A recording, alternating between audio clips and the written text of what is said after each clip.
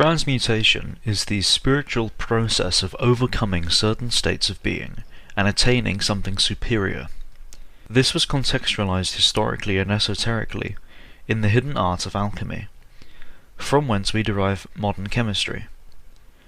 The distinction between the two is indeed the distinction between sacred science and profane science, the former belonging to the spiritual domain of symbols, and the latter to the physical domain, materialism.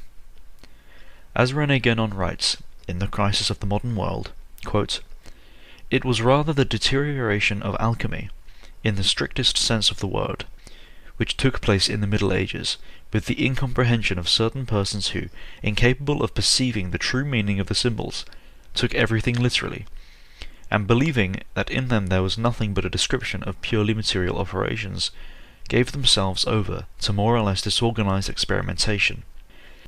Such persons, forever obsessed with the fabrication of gold, made here and there some fortuitous discoveries, and it is these that were the true precursors of modern chemistry. So we can say that Hermetism and the alchemical initiation are not related to modern chemistry by evolution or progress, but quite on the contrary, by degeneration. In this, as in other fields, modern science is built on the remains of ancient sciences, which have been gutted of their substance and abandoned by the ignorant and profane. There exist in all true civilizations occult teachings which lead beyond life in pursuit of the divine.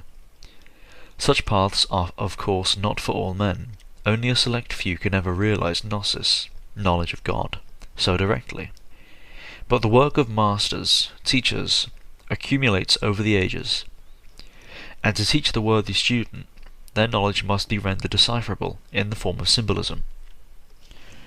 One of the best examples of this idea comes from Christ regarding the giving of parables unto the crowds, whilst explaining the hidden meaning of said parables to his disciples, those who did not need symbols and allegories. Quote, "Who hath ears to hear, let him hear. And the disciples came and said unto him, Why speakest thou unto them in parables? He answered and said unto them, Because it is given unto you to know the mysteries of the kingdom of heaven, but to them it is not given. For whosoever hath, to him shall be given, and he shall have more abundance. But whosoever hath not, from him shall be taken away even that he hath. Therefore speak I to them in parables, because they seeing see not, and hearing they hear not, neither do they understand. And in them is fulfilled the prophecy of Esaias, which saith, By hearing ye shall hear, and shall not understand, and seeing ye shall see, and shall not perceive. For this people's heart is waxed gross, and their ears are dull of hearing, and their eyes they have closed, lest at any time they should see with their eyes, and hear with their ears, and should understand with their hearts, and should be converted, and I should heal them. But blessed are your eyes, for they see, and your ears, for they hear." Thus St. Matthew 13, 9-17.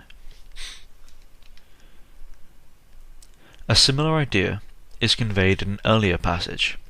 Quote, "Give not that which is holy unto the dogs, neither cast ye your pearls before swine, lest they trample them under their feet, and turn again and rend you."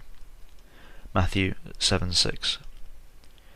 Such a distinction is also found between religious exotericism, which is for the masses, and religious esotericism, which is reserved for those of a priestly caste. Further, in the case of alchemy, this royal art, we may cite Julius Evolar's The Hermetic Tradition. Quote, "Alchemy is differentiated from profane chemistry by a metaphysic, that is to say, by an order of consciousness beyond the senses, which ultimately presupposes the initiatic transmutations of human consciousness. Between this transmutation, the latter, and the transmutation of metals no longer in the symbolic sense, but now real, there are analogical correspondences.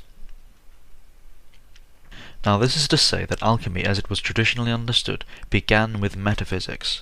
It began with the spiritual, not the material, a la faux chemistry of turning wood into gold, for example, which is now a common myth as to what alchemy is. This is a misunderstanding based upon superstition built up around early forms of the profane science Guénon speaks of. So, if we can establish processes which lead to an overcoming of one's lower nature, whether that be simple lethargy or indeed samsara, does there exist an opposite, or at least something, a process, which could be conversely examined? When I wrote Life, Yea or Nay, which I'll link to in the description, I was responding to a particular group of ninnies, antinatalists. The essential point of that article was that antinatalists quite literally hold non-being itself in the Platonic sense as a positive state of affairs. They affirm, in their denial of suffering, a consequential denial of life, that nothingness is a moral good. Such a philosophy has its natural conclusion in the suicide of the individual, as my extreme example of Otto Weininger conveyed. Or, further still, the annihilation of all life, of all consciousness, of all motion.